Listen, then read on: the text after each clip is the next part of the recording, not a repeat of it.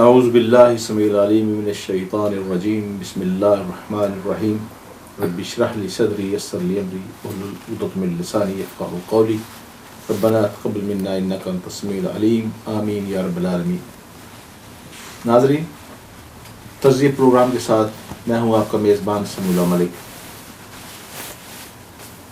جیسا کہ آپ جانتے ہیں کہ ہم اپنے اس تجزیے کے پروگرام میں اچھوتے اور نئے پروگرام اس لیے لاتے ہیں کہ تاکہ ملک کی موجودہ قیادت، ملک کی آنے والی قیادت اور دوسرے ملک کے جو اہم ادارے ہیں ان تک بھی پیغامات پہنچائے جائیں، اور خاص طور پہ جو پاکستانی عوام ہے ان کو سوچنے سننے کا موقع دیا جائے اور وہ دیکھیں اور حقیقت کے آئینے میں اپنے اس ملک کے مستقبل کے بارے میں سوچیں اور فکر کریں اور تدبر کریں کہ ہمارے ملک کے ساتھ کیا ہونے والا ہے، کیا ہو رہا ہے، اور کیا اس حالات کی روشنی میں کیا آزمودہ چہروں کو دوبارہ آزمانا ملک کے لیے بہتر ہوگا یا کہ بدفعال ہوگا۔ جیسا کہ آپ جانتے ہیں کہ فروری 2008 کے اندر لوگوں نے بڑی امید لگائی تھی کہ ایک نیا موجودہ جو جمہوری سیٹ اپ آیا ہے کہ یہ جمہوری سیٹ اپ آئے گا اور اپنی پرانی غلطیوں سے یہ تمام سیاستدان سبق سیکھ لیں گے، اور ملک کی قیادت ہے یہ ملک کی فلاح اور بہتری کے لیے بہت سے نئے ایسے انقلابی اقدامات کرے گی جس سے ملک کی عوام کو اور ملک کی سلامتی کو جو خطرات لاحق ہیں وہ ختم ہونے میں کچھ مدد ملے گی۔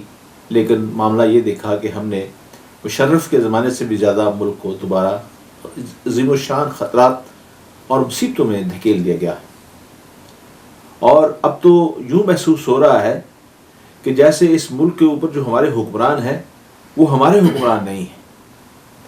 اس کی چھوٹی سی مثالیں، بہت چھوٹی چھوٹی مثالیں جو ہیں آج اس پروگرام کے اندر ہم آپ سے زیر غور لائیں گے اور زیر بحث لائیں گے۔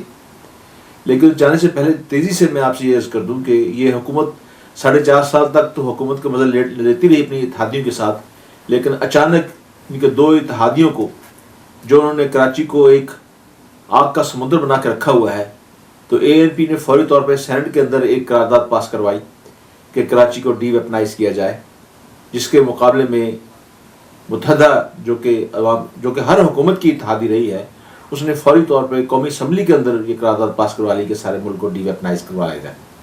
حالانکہ یہ دونوں جماعتیں جو کہ آپ سمجھتے ہیں کہ ان کی پالیسیاں کیا ہیں، ان کے جو جد امجد ہیں وہ پاکستان کے حق پہ کتنے وفادار رہے ہیں، وہ پاکستان کے کتنے حقدار یا پاکستان کے کتنے وفادار رہے ہیں۔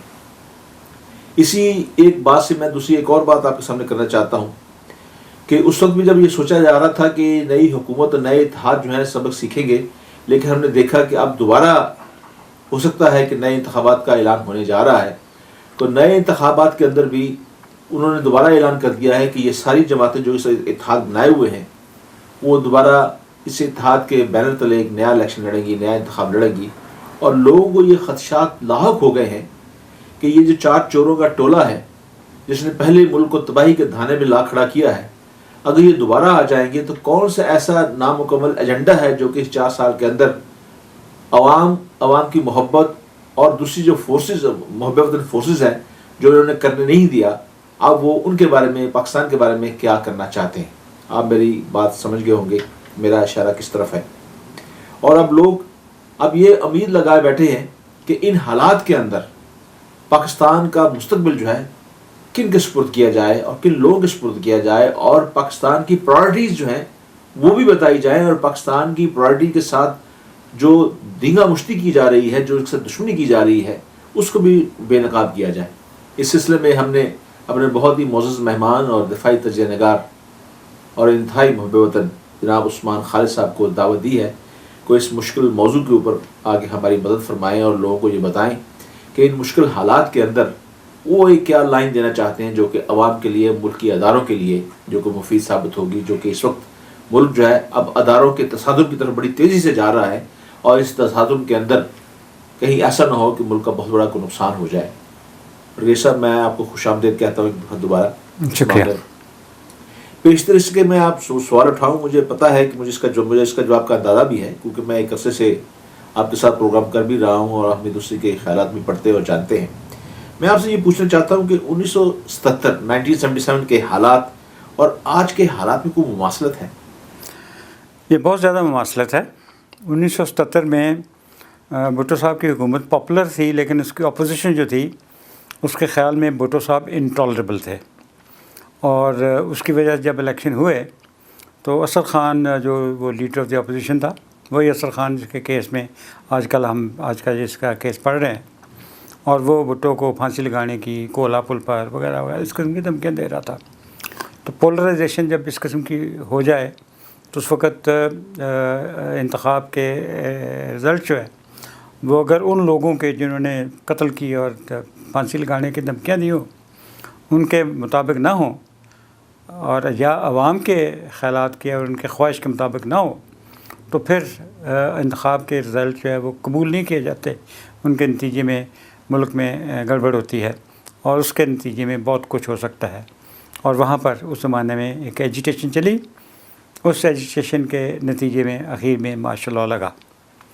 ہم پچھلے 2 پروگراموں میں جب اس اسد خان کیس کا ذکر کیا تھا تو میں نے یہ عرض کی تھی کہ ہو سکتا ہے کہ میڈیا کا فوکس جو ہے وہ یہ جو 2 فوجی افسروں کو انڈائٹ کیا جائے یا فوج پر ہی رہے، یا ہو سکتا ہے کہ یہ سیاستدانوں پہ آ جائے، کیونکہ ان کی بھی انکوائری جو ہے وہ ججمنٹ میں لکھی ہے کہ ہونی چاہیے، اور ہو سکتا ہے یہ صدر مملکت پہ آ جائے، کیونکہ اس پر بھی کافی لمبی چوڑا لکھا گیا ہے کہ صدر مملکت جو ہے اس کو سیاست سے الگ رہنا چاہیے۔ اور اگر صدر جو کہ نیوٹرل صدر تھا، اسٹینسبلی اور ویزبلی نیوٹرل تھا، اگر وہ اتنی دھاندلی میں کو ارینج کر سکتا تھا جو 1990 میں ہوئی، تو یہ صدر جو کہ ویزبلی پارشل ہے یہ کیا کچھ نہیں کر سکتا؟ تو ہو سکتا ہے کہ فوکس اس طرف آ جائے۔ تو میں نے یہ بھی عرض کیا تھا کہ اگر فوکس فوج پہ رہا تو پھر اس کی 2 صورتیں ہیں، یا تو فوج میں جونیئر افسر جو ہیں وہ کچھ گڑبڑ کر دیں گے جیسے 1977 میں ہوا، 1970 سے پہلے 1974-75 میں شاید ہوا تھا، اور یا فوج کا جو سربراہ ہے وہ خود کوئی ایکشن لے لے۔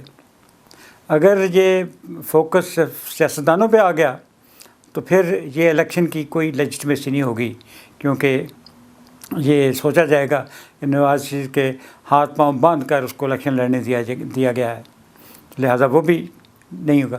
اگر صدر پہ آ گیا تو پھر ہو سکتا ہے ملک کے حالات بہتر ہو جائیں۔ ابھی میں دیکھ رہا ہوں یہ فوکس جو ہے فوج پر ہی ہے۔ جی، آپ یہ کہہ رہے ہیں کہ 1977 میں بھی یعنی فوکس فوج کی طرف ہوتا، لیکن آپ اس بات کو بھی جانتے ہیں کہ یہی اسد خان صاحب نے باقاعدہ فوج کو خط لکھا تھا ملٹری کو کرنے کے لیے، اور اسد خان صاحب کا وہ خط جو تھا وہ آج بھی زیر بحث ہے، اور جو لوگ اس زمانے کو جانتے ہیں، اور میں خود واقف ہوں اس زمانے میں، جب اسد خان صاحب نے باقاعدہ طور پہ فوج کو دعوت دی تھی کہ وہ آئے اور انتخاب بھٹو کی انتخاب ہوئے چند حلقوں میں دھاندلی کے بعد باقاعدہ دعوت دی، فوج کو دعوت دی گئی تھی۔ اور اس وقت بھی اسد خان صاحب کے کہنے پہ، اور بہت سیاستدان بھی اس بات پہ، اس میں فیصل غفور صاحب کی بھی کتاب آ چکی ہے، اور دوسری کتابیں حسین نیازی کی بھی کتاب آ چکی ہے، بہت سی کتابیں ایسی آ چکی ہیں جس میں بہرحال یہ بات مسلمہ ہے کہ اسد خان صاحب کے اس خط کو انہوں نے کوٹ کیا سب نے، کہ انہوں نے باقاعدہ فوج کو دعوت دی۔ لیکن آپ یہ کیا سمجھتے ہیں کہ اس وقت آپ کو یاد ہوگا جنرل ضیاء الحق صاحب انہوں نے جب یہ کو کیا تھا تو انہوں نے پہلی اپنی تقریر میں 3 ماہ کے اندر انتخاب کرانے کا وعدہ کیا تھا کہ 90 دن کے اندر جو ہے انتخاب کرا کے عوامی حکومت کو واپس لے آئیں گے، اور وہ میرا خیال ہے کہ جو سننے میں یہ آ رہا ہے کہ وہ جنرل ضیاء الحق صاحب جو تھے مسٹر بھٹو کو دوبارہ وزیر اعظم دیکھنا چاہتے تھے۔ آپ اس کے بارے میں کیا کہیں گے؟ اس چیز کا مجھے بہت اچھی طرح سے علم ہے، کیونکہ یہ جنرل امتیاز علی جو کہ بھٹو کے ملٹری سیکرٹری تھے اور بھٹو صاحب کے بہت قریب تھے، اور جب بھٹو صاحب کے خلاف کودتا ہوا تو اس وقت بھی ملٹری سیکرٹری تھے اور میجر جنرل تھے، وہ میرے بہت قریبی دوست تھے، اور یہ تمام جو حالات جو 4 جولائی 1977 کو کودتا ہوا وہ میں نے ان کے منہ سے ان کی زبانی سنے ہیں۔ اس دن جو انہوں نے احوال مجھے بتایا وہ یوں تھا کہ ملک میں ایجیٹیشن ہو رہا تھا، اور اس ایجیٹیشن کے رزلٹ میں کانفرنسیں ہوتی تھی، اس کانفرنس میں جنرل ضیاء الحق بھی ہوتا تھا، اور اس میں بہت ساری چیزیں ڈسکس ہوتی، اور اس بھٹو صاحب اپنی یعنی عوامی حکومت کے اندر ضیاء صاحب کو بھی دعوت دیتے تھے، یعنی کیونکہ لا اینڈ آرڈر کا معاملہ تھا، تو لا اینڈ آرڈر میں کمانڈ چیف پاکستان آرمی کو بلا لیا جاتا تھا، تو اس میں اخیر میں بھٹو صاحب ایک اسمائل کے ساتھ ضیاء الحق کی طرف منہ کر کے دیکھ کر کہا کرتے تھے، but of course there is always the military option. کسی نے کبھی پوچھا نہیں کہ صاحب کیا مطلب ہے، لیکن ضیاء الحق کو شاید کو سمجھ لگ رہی تھی۔ تو جب یہ کودتا ہوا تو جنرل امتیاز کو اطلاع ملی کہ فوج 111 بریگیڈ جو ہو تو آ گیا ہے. کیونکہ میں نے فوراً جلدی تو ورزی پہنی ہو, بھٹو صاحب کے لیونگ کوارٹر کی طرف گیا اور میں نے دیکھا کہ بھٹو صاحب جو ہے وہ کسی کے ساتھ ٹیلی فون پر گفتگو کر رہے ہیں. تو تھوڑی دیر کے بعد گفتگو ختم ہوئی تو انہوں نے مجھے بتایا کہ میں ضیاء الحق سے بات کر رہا تھا اور اس نے مجھے بتایا کہ he is exercise the military option. He was quite relaxed, جیسے کوئی یعنی کوئی بڑی کوئی آفت نہیں آن پڑی. اور یہ رات کے 1 بجے کا وقت تھا. اس کے بعد کہتے ہیں میں بھی جا کے سو گیا, بھٹو صاحب بھی سو گئے, اور انہوں نے مجھے کہا کہ کل صبح ہم 11 بجے, صبح بھی نہیں 11 بجے ہم پرائم منسٹر ہاؤس مری جائیں گے اور تم ہی میرے ساتھ چلنا. تو اگلے دن 11 بجے بھٹو صاحب اپنی پرائم منسٹر کی کار میں جھنڈا لگا کر ملٹری سیکرٹری کو وردی میں بٹھا کر ساتھ بیٹھ کر وہ مری گئے. بھٹو صاحب مری میں وہ پرائم منسٹر ہاؤس میں رہے اور وہاں پر ان کے ساتھ اے ڈی سی اور پورا جو عملہ تھا وہ تھا. لیکن ان کو ظاہر ہے کہ پریس سے کسی اور کے ساتھ ملنے کی اجازت نہیں تھی. کچھ دنوں کے بعد ضیاء الحق نے اعلان کیا کہ میں الیکشن کی فلاں ڈیٹ ہوگی اور 3 مہینے کے بعد الیکشن ہوگا. الیکشن کا اعلان کرنے کے بعد ضیاء الحق بھٹو کو ملنے کے لیے گیا. تو اس میٹنگ میں اس نے ضیاء الحق نے پوچھا کہ پرائم منسٹر صاحب میرا کام ٹھیک ٹھاک ہے نا, آپ نے جو ملٹری آپشن سے مجھے ایکسپیکٹ کر رہے تھے میں ٹھیک کام کر رہا ہوں نا. یعنی میں آپ کو روکنا چاہتا ہوں, آپ یہ بتانا چاہتے ہیں کہ آپ کو جنرل امتیاز صاحب نے یہ تاثر دیا کہ جنرل ضیاء الحق صاحب نے جو کوٹا کیا وہ بھٹو صاحب کے کہنے پہ کیا. ٹیسٹ انڈرسٹینڈنگ, یہ جو ہے نا یہ انڈرسٹینڈنگ تھی, یعنی کہ بڑا ریلیکسڈ ہے. جب وہ کوٹا ہو رہا ہے تو ریلیکسڈ ہے, جا کے سو گئے. کوٹا کے ڈکلیئر کرنے کے بعد کچھ نہیں اس نے کہا, کل چلیں گے پرائم منسٹر ہاؤس مری. تو یہ اس کی انڈرسٹینڈنگ تھی. لیکن جب ضیاء الحق کے ساتھ ملاقات ہوئی تو ضیاء الحق کے پاؤں تلے زمین کو نکل گئی, کیونکہ اس نے تو اس کو ڈانٹا. نے کہا ہاؤ ڈیئر یو سے کہ میں کوئی کمپلسٹ ہوں, یعنی میں جیسے کہ ہم نے کوئی ملی بھگت ہماری, یہ تم ہاؤ ڈیئر یو سے سنگ لائک دیٹ. اور اس کے بعد میں پتہ کیا ہوا, اس نے الیکشن کینسل کر دیا, بھٹو کا ٹرائل شروع ہوا, بھٹو کو پھانسی دی گئی وغیرہ وغیرہ وغیرہ. تو میرا moral of the story is کہ ایک آرٹیکل 6 آف دی کانسٹیٹیوشن کے بعد ایک کسی کمانڈنگ چیف کے لیے, آرمی چیف کے لیے کودتا کرنا اتنا آسان نہیں ہوتا, کیونکہ اس کی رسپانسبلٹی وہ کسی کے ساتھ شیئر نہیں کر سکتا. ہز نیک از آن دی لائن, اس کی گردن اس کو پھانسی لگنی ہوتی ہے, بندہ اس کے لیے ہوتا ہے, بندہ اس کے لیے ہوتا ہے. اس لیے اتنا آسان فیصلہ نہیں ہوتا, اور اس کا پرسنل فیصلہ ہوتا ہے. اور وہ پرسنل فیصلہ کوئی چھوٹی موٹی وجہ سے نہیں کرتا, کیوں کور کمانڈروں نے کہہ دیا یا چشتی صاحب نے کہہ دیا, ایسے نہیں ہوتے فیصلے. یہ فیصلے ہوتے ہیں جس میں کہ somebody's neck is on the line. When his neck was on the line, he said, oh my God, یہ تو گڑبڑ ہے. نہیں, ابھی آپ اس سے مورل آف دی اسٹوری دیکھیں. سیکنڈ ٹائم یہ جو کوٹا ہوا اس میں مشرف سے نیک واز آن دی لائن, لیکن مشرف کے ساتھ نواز شریف نے کیا کیا تھا. نواز شریف نے جب کارگل کا آپریشن ہوا اس کے بعد کہنا شروع کر دیا مجھے پھنسوا دیا اس نے, مجھے بتایا ہی نہیں, یہ تو میرے ساتھ دھوکہ ہو گیا. اور ساتھ ہی اس نے جو اس کو سری لنکا بھیجا, اور اس دوران میں اس کا کمانڈنگ چیف کو ڈسمس کر کے دوسرے کو بیجز آف رینک لگا دیے گئے. یہ بیٹریل تھا پوری فوج کا. اور اس وجہ سے یہ جو لوگ سوچ رہے ہیں کہ یہ کیا ہوا یہ تھا کہ پوری فوج, حالانکہ وہ تو خوائی اعظم میں تھا, لیکن اس کے پیچھے GHQ نے جو ایکشن ضروری تھے کہ یہ نیا بندہ ٹیک اوور نہ کر سکے, اور اس کو بندوبست کیا جائے کہ وہ اپنا حفاظت میں مشرف جو ہے وہ پنڈی پہنچ سکے, اس نے بندوبست کیا. اور یہ بھی ابھی بیٹریل کا نتیجہ تھا, بیٹریل بائی نواز شریف. نواز شریف ابھی تک کہتا رہتا میں پرائم منسٹر تھا, مجھے اتھارٹی ہے ڈسمس کرنے کی کسی کو بھی. نو سر, آپ گورنمنٹ امپلائی چپڑاسی کو بھی نہیں ڈسمس کر سکتے. Everybody has got right for fair trial. ہر ایک کو شو کاز نوٹس دینا پڑتا ہے, آپ کسی کو نہیں ڈسمس کر سکتے. ایک اگر سیشن جج کے پاس بھی پھانسی دینے کی اتھارٹی ہوتی ہے, کو کسی کو رستے میں پکڑ کے پھانسی دے سکتا ہے. تو یہ ڈیو پروسیس اور فیئر ٹرائل کے بعد اس قسم کی سزائیں دی جاتی ہیں, اور وہ اس قسم کی باتیں. اور یہاں تک کہ ابھی چونکہ فوج تو ابھی اپنا مدعا بیان نہیں کر سکتی, یہ پہلی دفعہ ہے کہ فوجی, میں ایکس فوجی ہوں, مجھے 32 سال ہو گئے ہیں فوج کو چھوڑے ہوئے, میں بتا رہا ہوں کہ فوج کی کیا فیلنگ تھی.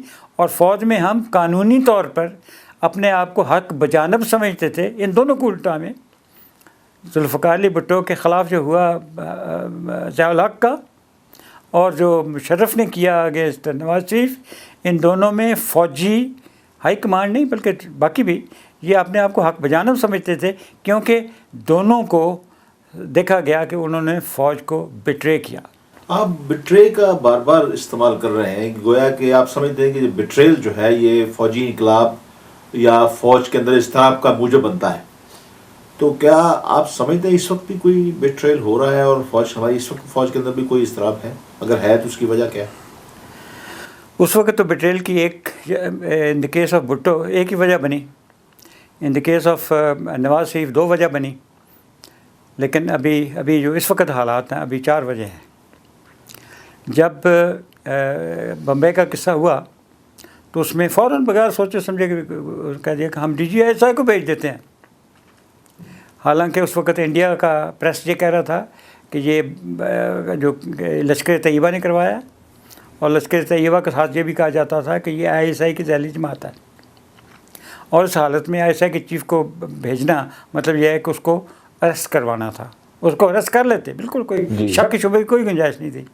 حالانکہ ابھی تک آج تک بھی یہ کوئی پروو نہیں کر سکا کہ اس میں پاکستان کا ہاتھ بھی تھا بھی یا نہیں، کیا یہ انڈین انٹیلیجنس کا منصوبہ تو نہیں تھا؟ اس کے شک ابھی تک موجود ہیں، کیونکہ جتنی بھی انڈائریکٹ ایویڈنس سرکمسٹانشل ایویڈنس ملی ہے وہ اسی بات کی ہے کہ اس کے ساتھ پاکستان یا پاکستان کی کسی آرگنائزیشن کا کوئی تعلق نہیں تھا، یہ منصوبہ ہندوستان میں بنا اور ہندوستان کی انٹیلیجنس نے ہی کروایا۔ تو پہلے تو انہوں نے DGI کو ہم بھیج دیتے ہیں، پھر جب ہمارے پرائم منسٹر صاحب امریکہ جانے والے تھے تو جانے سے پہلے انہوں نے آرڈر پاس کر دیا کہ ISI جو ہے وہ رحمان ملک کے نیچے ہوگی، اس کو بھی ریورس کرنا پڑا۔ تیسرا میمو گیٹ کا بھی کافی چرچا ہو چکا ہے۔ جب انہوں نے دیکھا کہ فوج جو ہے یہ بڑی اس وقت ان پاپولر ہو رہی ہے، اسامہ بن لادن PMA کی دروازے سے چند 100 گز کے فاصلے پر رہائش پذیر تھا، تو اس وقت فوج کی حالت ایسی ہے کہ اس کو ہم اگر ری آرگنائز کرنا چاہیں ہائی کمانڈ کو تو کر سکتے ہیں۔ تو انہوں نے میمو گیٹ لکھا، میمو گیٹ یعنی میمو لکھا، اور اس میمو میں کہا کہ امریکہ صاحب بہادر، اگر آپ ہمیں یہ اس فوجی ہائی کمانڈ سے نجات حاصل کرنے کے لیے یس کر دیں، اوکے کر دیں، تو ہم آپ کے نیوکلیر پروگرام اور باقی جو تحفظات ہیں ہم آپ کے دور کر دیں گے۔ یہ غداری تھی۔ اس کے اوپر یعنی یہ کوئی ابھی آپ تک نہیں دیکھا گیا کہ ملک کا آرمی چیف اور DG ISI ایفیڈیوٹ جا کے جمع کرائے سپریم کورٹ میں، انہوں نے ایفیڈیوٹ جمع کرا۔ یہ پوری تاریخ میں کبھی اس قسم کی بات نہیں ہوئی، یعنی انہوں نے ابھی اس بات پر یہ سیکنڈ بٹریل، تھرڈ بٹریل تھا، یہ تھرڈ بٹریل پر کوٹا ہو سکتا تھا اگر پرانی تاریخ دیتی جاتی، لیکن انہوں نے نہیں کیا، کیونکہ اس وقت سپریم کورٹ کی طاقت اور سپریم کورٹ کی پاپولیرٹی اس درجے کی تھی کہ یہ ان سے یہ ایکسپیکٹ یہ کیا جا رہا تھا کہ وہ کوئی ایکشن لیں گے اس کے اوپر، جو ابھی تک نہیں ہوا۔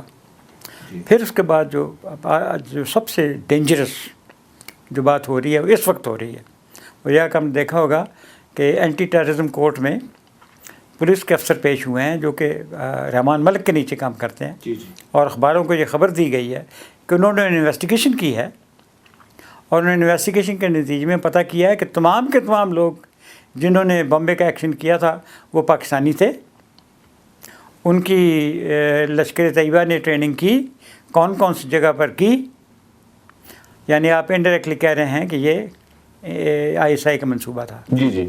ابھی آپس کی بات کی پروگرام میں نجم سیٹھی صاحب جو ہیں وہ ایک قدم اور آگے چلے گئے۔ انہوں نے کیا کہا؟ انہوں نے کہا کہ یہ 2008 میں جو گڑبڑ ہوئی تھی، ملک میں نئی حکومت آئی، یہ فوجیوں کو پسند نہیں تھی، اور کرن تھاپر کے ایک پروگرام میں ہمارے جو پریزیڈنٹ صاحب ہیں انہوں نے کہا کہ ہمارا جو نیوکلیر ڈاکٹرن ہے وہ تو بالکل نہیں ہے فرسٹ اسٹرائک، حالانکہ جو ملک زمینی فوج میں کمزور ہو اس کی فرسٹ اسٹرائک ہی ہوتی ہے۔ بالکل، جب نیٹو میں اتحادی فوجیں کمزور تھیں تو ان کی نیوکلیر ڈاکٹرن بھی فرسٹ اسٹرائک تھی، اور بھارت تو یہ چاہتا ہے ایسا معاہدہ کرنا کہ جس میں لکھ کے دیا جائے کہ فرسٹ اسٹرائک نہیں، فرسٹ اسٹرائک ہماری نہیں ہے۔ تو انہوں نے بڑے مزے کے ساتھ کہہ دیا کہ نہیں جی ہم تو اسٹرائک کیا، فرسٹ اسٹرائک کیا، ہم تو کوئی اسٹرائک کرنا ہی چاہتے۔ تو اکارڈنگ ٹو نجم سیٹھی تو فوج نے کہا اچھا تو یہ آپ ہماری ڈاکٹرن چینج ہوتے ہیں، لفظوں سے ڈاکٹرن نہیں چینج ہوتی، اور اگر آپ اس کو سمجھ نہیں آئی تھی، اس کو نہیں سمجھتی کہ یہ فرسٹ اسٹرائک کی امپلیکیشن کیا ہے، یہ ایک ملٹری ڈاکٹرن ہے تو اس کو سمجھایا جا سکتا تھا. اور وہ یہ کہہ رہے ہیں کیونکہ ان کو زرداری صاحب کی بات نہیں سمجھ میں آئی اس لیے انہوں نے بامبے کا اٹیک کروا دیا. ابھی دیکھ رہے ہیں آپ, یعنی ایک طرف زمان ملک صاحب یہ کہہ رہے ہیں کہ یہ کرنے والے پاکستانی تھے, اور دوسری طرف یہ کہہ رہے ہیں کہ کرنے والا ISI اور فوج تھی. جی جی, یہ ہمارے ملک کا اپنا وزیر داخلہ اپنی ہی ISI کے بارے میں یہ بات کہہ رہا ہے. اور یہ کہہ رہے ہیں کہ ہم نے ایویڈنس کلیکٹ کر لی ہے اور یہ ایویڈنس ہم ہندوستان کو دینے والے ہیں. ہندوستان کے اخبار نے لکھا کہ ہم حافظ سعید اور دوسرے لوگوں کی جو ہے وہ الفاظ کا سیمپل مانگیں گے اور کمپیئر کریں گے, دیکھیں اس میں کون کون انوالو تھا. یہ چوتھی بڑی سازش ہے. یہ بٹریل ایک دفعہ نہیں, 2 دفعہ نہیں, یہ چوتھی دفعہ بٹریل ہے. جی, ابھی اس کے آپ نے پوچھا ہے کہ اس کے اثرات اور ایفیکٹ کیا ہوگا. میں آپ کی بات کی تائید کرتے ہوئے آپ کو اور آگے بڑھانا چاہتا ہوں کہ آپ نے جو کہا کہ بھی DIG ISI کو یعنی ہندوستان بھیجنے کا پروگرام تھا. اگر آپ کو یاد ہو تو وزیر اعظم گیلانی کا بیان اس سے بعد آیا تھا. اس سے پہلے ٹائمز آف انڈیا نے, جو کہ بہت بڑا ایک اخبار ہے, اور دی ہندو اخبار جو اس میں, ان دونوں نے یہ خبریں شائع کی تھی. سرخی یہ تھی کہ انڈین پرائم منسٹر سمن دا DISI پاکستان. اس سے آپ اندازہ کر سکتے ہیں کہ بھی یعنی آپ جو بات کہہ رہے ہیں آپ کی تائید میں بات جاتی ہے. آپ یہ جو بات کہہ رہے ہیں, اگر اس سے مطلب یہ ہے کہ اگر ہماری اثرات جو میں نے پوچھے تو اس میں تھوڑا اور اس میں لقطہ دے دوں کہ اگر ہماری جو حالات آپ بتا رہے ہیں, اگر اس بٹریل کے بعد یعنی 4 دفعہ جو بڑا خطرناک قسم کے بٹریل ہوئے, ایسے بٹریل پہلے نہیں کبھی ہوئے, اس بٹریل کے بعد اگر ہماری فوجی ہائی کمان ایکشن نہیں لیتی تو کیا اس کے بعد بھی فوج کے اندر بغاوت کا کوئی خطرات ہیں؟ کیا حالات اتنے خراب ہو گئے؟ یہ ابھی جیسے میں نے پہلے ایک دفعہ کہہ چکا ہوں کہ اگر فوکس فوج پہ رہا جو کہ رہا ہے تو فوج میں بھی بغاوت, فوج میں اس وقت بے چینی تو ہے اور یہ سب کو پتہ ہے. یہ کمانڈر چیف نے جو بیان دیے ہیں ہمارے چیف آرمی اسٹاف نے, اس بیان کی وجہ بھی یہ ہے کہ فوج میں بے چینی ہے. یعنی جونیئر رینکس میں, junior rank up to brigadier کو جونیئر رینک کہتے ہیں, تو جونیئر رینکس میں بہت بے چینی ہے اور لوگ باتیں کر رہے ہیں کہ جناب اگر ابھی بھی آپ نے ملک کو نہیں بچانا تو پھر کب بچانا ہے, کیونکہ یہ فوج کی رسپانسبلٹی, یہ اسٹیچوٹری رسپانسبلٹی ہوتی ہے ملک کو بچانا. یہ اسپیشلی رسپانسبلٹی بھی ہوتی ہے جو آپ کو, جس کے لیے آپ کو کسی کے آرڈر کی ضرورت نہیں ہے. جیسے ایئر فورس کی رسپانسبلٹی ہے, statutory responsibility to defend the air space of Pakistan. Navy کی رسپانسبلٹی ہے to defend the naval space, the waters of Pakistan. تو یہ اسٹیچوٹری رسپانسبلٹی پاکستان کی ہے کہ پاکستان کو خطرات سے بچانا, اور یہ کامن رسپانسبلٹی ہے of ISI and Pakistan army. لہذا ان سے بچانا ان کی رسپانسبلٹی ہے, اور اس لیے یہ ایک بے چینی ہے. اور لوگ کہہ رہے ہیں, ابھی یہ میرے لیے بڑا مشکل ہے کیونکہ یہ ججمنٹ چیف آرمی اسٹاف کو ایکسرسائز کرنی ہے کہ وہ کس وقت کون سی طریقہ استعمال کرے, کیونکہ اس وقت یہ تو بہت زور دے کے کہا جا رہا ہے کس وقت ملک کو خطرہ ملک کی پریزنٹ ایڈمنسٹریشن سے ہے. لیکن آپ کی اس بات سے اگر میں یہ اخذ کر لوں کہ فوجی ہماری ہائی کمان کو ایکشن لینے پہ, اگر ان حالات کے اندر اسے ایکشن لینا چاہیے اگر آپ جو کہتے ہیں, تو آپ کیا سمجھتے ہیں کہ پاکستان کی موجودہ جو جوڈیشری ہے اور پاکستان کا جو پریس ہے وہ اسے آرام سے بیٹھنے دے گا, سکول کر لے گا, اور اگر ایسا ہو گیا تو پاکستان کے جو دشمن ہیں ان کا رد عمل کیا ہوگا؟ یہ بہت اہم سوال ہے, اور ابھی تک جو ہیزیٹیشن ہے ان 4 دفعہ کے بٹریل کے بعد, ہیزیٹیشن کی وجہ بھی یہی ہے کہ پاکستان کا جو پاورفل میڈیا جو ہے اس وقت وہ اینٹی آرمی ہے, اور پاکستان کی جوڈیشری نے کافی جو ججمنٹ ریسنٹلی دی ہیں, ججمنٹ تو نہیں ہے, اٹرنسز, اصغر خان کی ججمنٹ ہی ایک ججمنٹ ہے, وہ بھی یہ انڈیکیٹ کرتی ہیں کہ وہ بار بار یہی کہہ رہے ہیں کہ ہم کسی صورت فوجی انقلاب کو, فوج کے کول اٹیک کو قبول نہیں کریں گے. تو اس کی وجہ سے ابھی حالات اس قسم کے ہیں کہ ابھی کو ڈٹا نہیں ہوگا, ابھی یہ واقعی انقلاب ہوگا, اور یہ انقلاب جس کی نظیر پہلے نہیں ملتی, کہ پاکستان میں پہلے کبھی نہیں ہوا. دنیا میں ہوئے ایسے انقلاب, لیکن پاکستان میں نہیں ہوا. آپ یعنی سابقہ جو کول رہا ہوئے اس انقلاب کی جو نوید دے رہے ہیں کچھ زیادہ خطرناک ہوگا, خونی انقلاب ہوگا یا کیا ہوگا؟ پہلے کم از کم جوڈیشری اور آرمی یہ ایک سائڈ پہ ہوتے تھے. جی, پریس یوزلی انفیکٹو تھا کیونکہ یہ بھی نیا میڈیا جو ہے جس کو فارن انفلٹریشن جس کی بہت زیادہ ہے, یہ نیا میڈیا اس وقت نہیں تھا. تو لہٰذا جب جج اور جرنیل ایک طرف ہو جاتے تھے تو وہ ایگزیکٹو جو کہ اس وقت آلریڈی بہت ان پاپولر ہو چکی ہوتی تھی, اس کو علیحدہ کرنے میں وہ کامیاب ہو جاتے تھے. لیکن اگر یہ چاروں انسٹیٹیوشنز یعنی میڈیا بھی, جوڈیشری بھی, پارلیمنٹ بھی اور یہ سارے اس کے فوج کے خلاف ہوں، وہ کہیں کہ اس کو ہر حالت میں کسی حالت میں نہیں آنا چاہیے، تو پھر یہ جو فیصلہ کرنا والا ہے، جس نے یہ فیصلہ کرنا ہے، وہ فیصلہ کرنے میں ہچکچائے گا تو ضرور، جی بالکل، کیونکہ یہ بہت پاورفل فورسز کہہ رہے ہوگا، اور چوتھی کا طاقت جو ہے وہ ہے پاکستان کے دشمن. جی جی بالکل. تو اگر ان چاروں کو ملا لیں تو یہ فیصلہ کتنا مشکل ہوگا، بہت مشکل ہوگا. اس لیے میں آپ کے ساتھ اتفاق کرتا ہوں کہ اس وقت کے حالات میں یہ فیصلہ اتنا آسان نہیں ہوگا. اس لیے یہ صرف یہ کہہ دینا کہ یہ خونی انقلاب ہوگا یا پیسفل ہوگا جیسے کہ پہلے ابھی تک ہوتے ہیں، ابھی تک بغیر کہ ایک راؤنڈ فائر کیے بھی بغیر یہ ہمیشہ ٹیک اوور ہو جاتا تھا. اس دفعہ یہ خونی انقلاب نہیں ہوگا، اس کی نوعیت پرانے تمام چیزوں سے مختلف ہوگی. اچھا یہ بتائیے کہ صاحب اگر یہ یعنی فوج بھی کوٹا کرنے کی پوزیشن میں نہیں ہے، اور آپ جس طرح میں نے آپ سے عرض کیا کہ ایک موجودہ جوڈیشری اور پریس جو ہے اس وقت وہ بھی مزاحمت کریں گے اور دوسری جو قوتیں ہیں وہ بھی مزاحمت کریں گی، تو کیا ان حالات کے اندر ہماری اس فوج کے پاس کوئی طریقہ کار ہے کہ وہ موجودہ حکومت کو یا آئندہ آنے والی حکومت کو راست اقدام یعنی اس سے بچانے کے لیے کوئی ایسی چیز مجبور کر دے کہ وہ پاکستان کی جو فیوریٹ پالیسیز ہیں وہ اس پہ چلے جائیں، وہ پالیسی اختیار کریں؟ یہ ایک طرح سے یہ کوشش ہوتی رہی ہے، ہو رہی ہے. پاکستان کے بہت سارے دوست ہیں، جیسے ترکی ہے، جیسے چین ہے اور سعودی عربیہ ہے. ان کے ساتھ ان کو بڑی تشویش ہے پاکستان کے حالات کے اوپر، اور یہ ڈائریکٹلی فوج کی ریکویسٹ کے اوپر نہیں، on their own, because they love Pakistan, they are friends of Pakistan, genuine friends ہیں آپ کے. لہٰذا وہ راست اقدام کے لیے اور اس کے لیے وہ اپنی ڈپلومیٹک لیول کے اوپر کوششیں کرتے رہتے ہیں. تو یہ فوج کی ڈائریکٹلی تو کوئی ان پٹ نہیں ہو سکتی، لیکن فوج اتنا کچھ کہہ سکتی ہے کہ فار ایگزامپل یہ جو فوکس آ گیا ہے فوج کے اوپر اصل خان کیس میں، اس کو ہٹایا جا سکتا ہے. لیکن جو حالات ہیں اس چیز کا تقاضا کر رہے ہیں کہ پہلے عوام میں یہ ہیجان پیدا ہوگا، اور اگر عوام میں ہیجان پیدا نہیں ہوتا اور فوج اس کے رسپانس پہ آئے گی، صرف ان کی غلطیوں سے نہیں آئے گی، کیونکہ غلطیاں جو ہیں وہ اتنی بڑی نہیں ہیں. آپ کہتے ہیں بڑی نہیں ہے، آپ کے DGISI کو انڈیا بھیجنے کی بات ہو رہی ہے، وہ جو میمو گیٹ اسکینڈل کیس ہے اس سے بڑی غلطی، اور چیز اس سے غلطی تو نہ کہیں، اس سے تو غداری کہیں آپ، اس سے بڑی اور کیا ہو سکتی ہے؟ ٹھیک، آپ ٹھیک کہہ رہے ہیں، یہ غلطیاں نہیں، یہ غداریاں ہیں.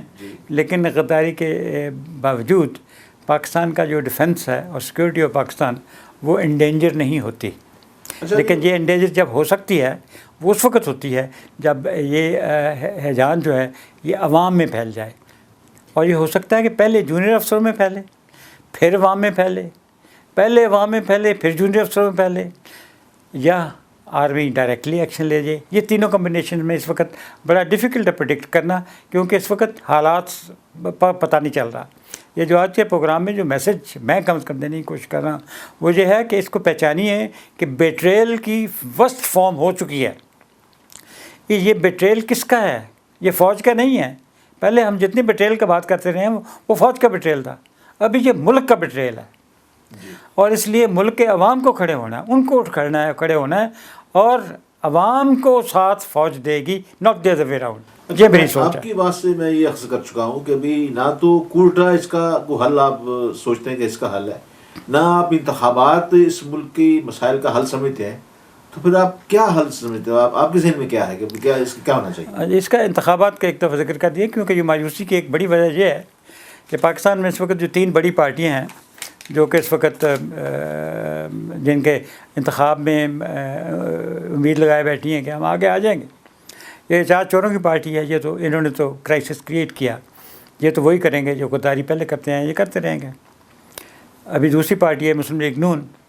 مسلم لیگ نون نے بھی جو ابھی تک جب سٹینڈ لیا ہے وہ فوج کے خلاف لیا ہے. لہٰذا ان سے یہ توقع کرنا کہ وہ کچھ چینج آف ہارٹ ہو جائے گا، نہیں ہوگا. بلکہ میری تو یہ بھی رپورٹ ہے کہ ان میں آپس میں انڈرسٹینڈنگ ہے مسلم لیگ نون میں اور زرداری لیگ میں کہ وہ یہ جو انکوائری ہونی ہے جو کہ سپریم کورٹ نے کہا کرو، اس پر ذرا ہاتھ ہلا رکھا جائے جیسے، اور یہ اس کو یعنی نہ کیے کیری آؤٹ کیا جائے کہ الیکشن پہلے ہو جائیں اور یہ انکوائری کمپلیٹ ہی نہ ہو. لہٰذا وہ بھی نہیں ہوگا.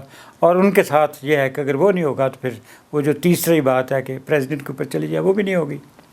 لہٰذا یہ جو انڈرسٹینڈنگ ہے اس میں مسلم لیگ نون ایک لحاظ سے شامل ہے. جو رول ہے عمران خان کا وہ اسپوائلر کا، وہ وہی رول ہے جو کہ کس زمانے میں اصغر خان کا تھا 1977 میں. اس نے تو یہ ہے کہ الیکشن میں کوئی رزلٹ، کوئی ایسی viable and patriotic coalition emerge نہ ہو، جو بھی ایمرج ہو وہ جوتوں میں بات دال بٹنے والی ہو. تو اس قسم کی کولیشن جو ہے اس سے ملک کے مسائل تو نہیں آ سکتے. لہٰذا اس کا رول وہی ہوگا جو 77 میں اصغر خان کا تھا. اس لیے وہ بھی کوئی امید نہیں ہے. جب امید آپ کو کسی پولیٹیکل پارٹی سے نہ ہو تو پھر آپ کوئی حال نہیں ہے، وہ ہم پہلے کہہ چکے ہیں. انتخاب میں ان تینوں میں سے کوئی یہ کمبینیشن آف کوئی آ سکتا ہے. اس کمبینیشن میں سارے کے سارے کمبینیشن جو ہیں یہ ہندوستان اور کے خطرے کو محسوس نہیں کرتے. عمران خان امریکہ کے خطرے کی جو بات کرتا ہے، لیکن امریکہ نے کبھی آپ کے اوپر ڈائریکٹلی حملہ نہیں کرنا، زیادہ ڈرون مار دے گا. جب حملہ ہو گیا آپ کے اوپر تو امریکہ اور انڈیا مل کے کریں گے، اور اس میں فورسز انڈیا کی استعمال ہوں گی، ناٹ امریکہ کی. صاحب ابھی آپ نے تھوڑی دیر پہلے انقلاب کی بات کی، اور بھی بہت لوگ حلقوں سے آپ انقلاب کی باتیں آتی ہیں. آپ کے ذہن میں انقلاب ہے کیا؟ کیسے، کس انقلاب کی آپ بات کرتے ہیں؟ انقلاب وہ ہوتا ہے جس میں ایک میں سے دو چیزیں تبدیل ہوں. ایک تو ہے کہ رولنگ کلاس تبدیل ہو جائے، اور یہ جیسے French revolution, Russian revolution, Chinese revolution, ruling class جو تھی وہ تبدیل ہو گئی. دوسرا ہے کہ مینس آف پروڈکشن جو ہے اس کی اونرشپ میں تبدیلی آ جائے. مینس آف پروڈکشن ہوتی ہے، لینڈ ہوتی ہے، فیکٹریاں ہوتی ہیں، تو مینس آف پروڈکشن میں تبدیلی آئے. جب یہ کمیونسٹ انقلاب آئے تو اس میں یہ لینڈ اونرشپ جو تھی ساری لینڈ نیشنلائز ہو گئی، ساری فیکٹریاں نیشنلائز ہو گئی. تو وہ انقلاب کہلائے.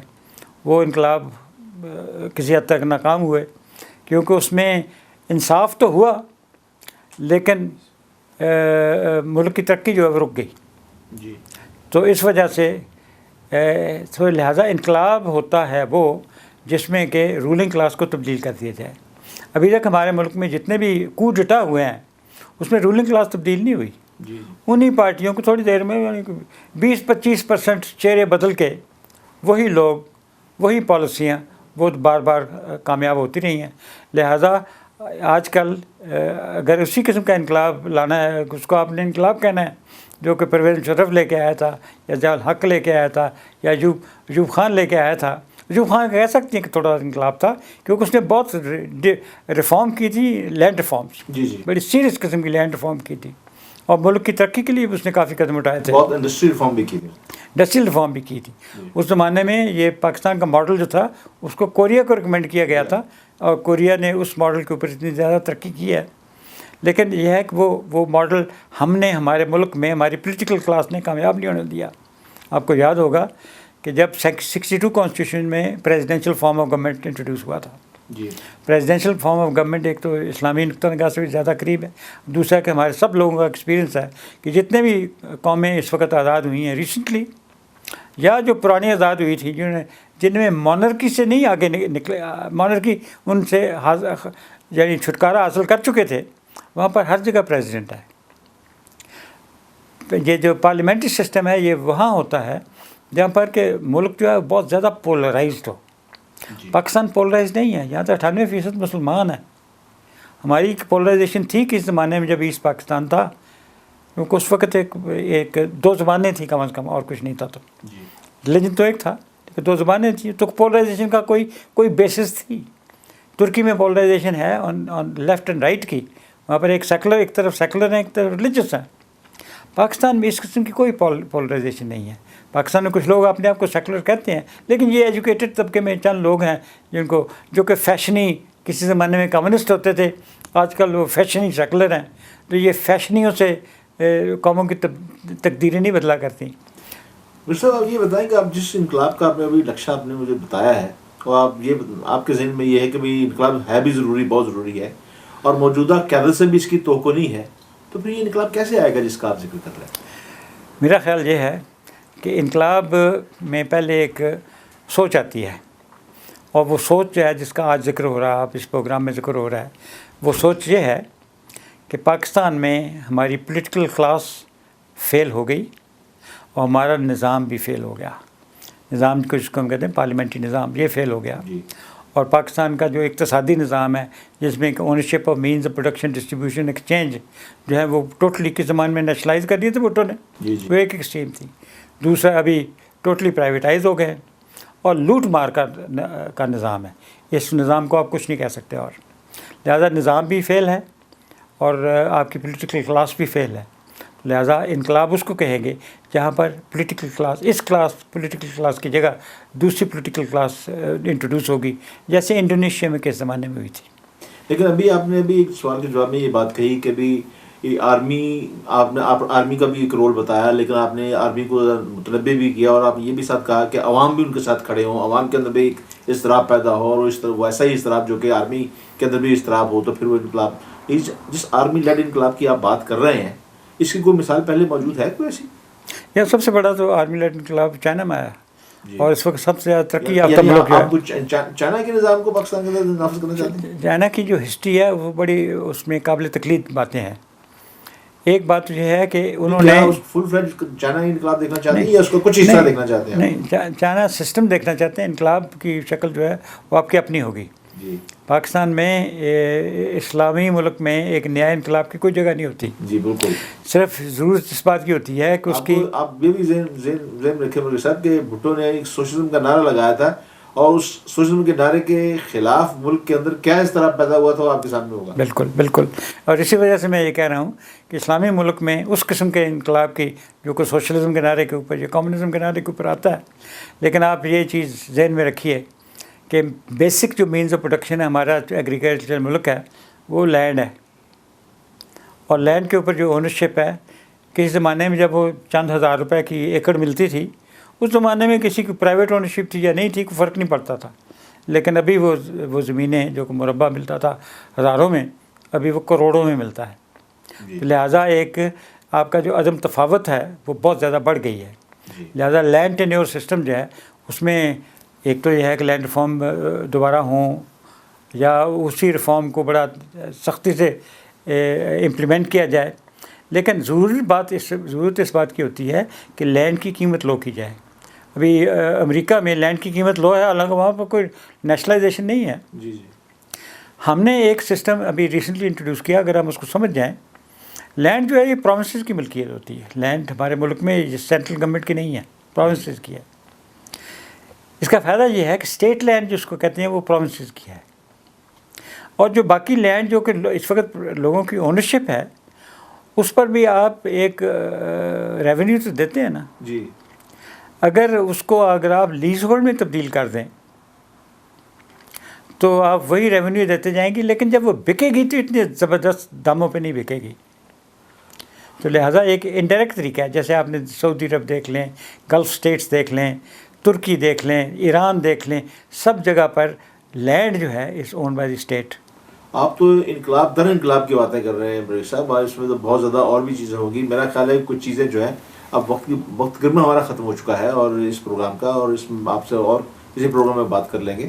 اب بہرحال ناظرین، آپ نے یہ دیکھا کہ آج بریک صاحب نے چند بڑی خاص باتیں جو نئی جو باتیں بتائیں وہ یہ ہے. ایک بات تو یہ بتائی کہ جنرل ضیاء الحق میرے لیے بہرحال یہ نئی چیز ہے، کیونکہ بریک صاحب نے اپنے بڑے ایک ریلائبل سورس کے حوالے سے یہ بات کی ہے اور جنرل امتیاز کے حوالے سے بات کی ہے کہ جنرل ضیاء الحق جو تھے وہ صرف 90 دن کا جو انہوں نے تقریر کا اعلان کیا تھا وہ اپنے اس پروگرام میں مخلص تھے. لیکن جب بھٹو صاحب نے بٹریل کیا اس ضیاء صاحب کو، تو ضیاء صاحب نے جو آج سمجھ لگا جو بھٹو صاحب ضیاء الحق صاحب کہا کرتا تھا کہ قبر ایک ہے اور آدمی دو ہیں اور اس لیے ایک آدمی کو قبر میں جانا ہوگا. تو آج اس سے یہ گرہ یہ بھی کھلتی ہے کہ بٹریل سے یہ بات ہوئی. اور مشرف صاحب کی بھی جو آپ کے سامنے بات آئی وہ بھی کہ بٹریل کا مسئلہ ہوا. اور خاص طور پہ آج جو مرغی صاحب نے چار مثالیں گن کے بتائی ہیں کہ فوج کا بٹریل تو کم ہوا ہے لیکن ملک کا بھی بہت زیادہ بٹریل ہوا ہے. اور اس حوالے سے ایک جس فوجی انقلاب کی یہ بات کر رہے ہیں اور فوجی انقلاب اور عوامی انقلاب بین ساتھ ساتھ ایک نئے انقلاب کی بات کر رہے ہیں، اس کے خدشات کا بھی اظہار کر رہے ہیں. میری اللہ سے دعا ہے کہ اللہ تعالیٰ پاکستان کو جو اس تمام خدشات سے محفوظ کرتے ہوئے کسی ایسے راستے پہ لے آئے کہ جس کا خواب قائد اعظم نے علامہ اقبال نے دیکھا تھا، اور وہ خواب تھا وہ آج بھی ہمارے لیے مشعل راہ ہے، تاکہ یہ پاکستان جو ہے ایک اسلامی مضبوط فلاحی مملکت بن جائے اور ایسی مضبوط فلائی بن جائے جو کہ ارد گرد کے ہمسایوں کے شر سے بھی محفوظ رہے اور ہمسایوں کے لیے ایک دوستی کا پیغام بھی وہاں سے مل سکے. اور عالم اسلام کا جو اس نے سربراہی پاکستان نے اٹھائی ہے ایک ایٹمی قوت کے حساب سے, اللہ تعالیٰ اس میں بھی اس کو سرخو فرمائے. اپنے دوستوں کا سب کا خیال رکھیے. اجازت دیجیے, اگلے ایک اور پروگرام کے ساتھ آپ کے پاس حاضر ہوں گے. اجازت دیجیے, خدا حافظ.